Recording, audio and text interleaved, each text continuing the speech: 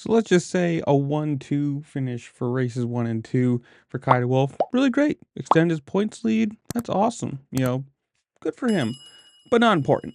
What's really important is this absolute launch. I mean, if you look at this, it's insane how long he's in the air compared to whoever he's racing. I don't know.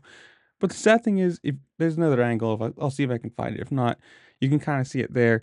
Where he lands is pretty much even with the other guy. He might have gained like a bike length or two, but for all that effort and that gigantic launch, it's basically null. And the idea is that if your wheel isn't on the ground, you're not really moving forward. I mean, obviously you are moving forward, but the back wheel needs to be on the ground to be pushing or propelling yourself.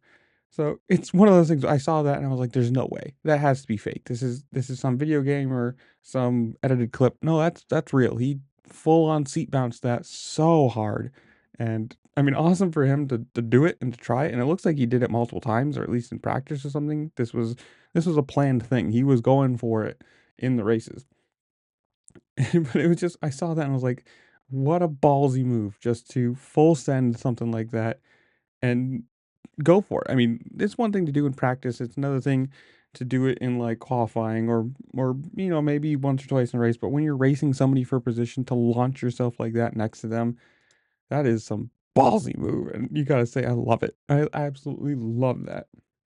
Obviously, this is MX2. But you guys tell me, are you watching MXGP? Are you watching MX2? Or are you just a American motocross and supercross kind of thing at the moment? Or whatever it is. Tell me whatever you think. Comment down below. While you're down there, make sure to like, share, subscribe. Do all the fun things the platform allows you to do because it really just helps me out. And I appreciate it. And with that, I will see y'all later. Peace.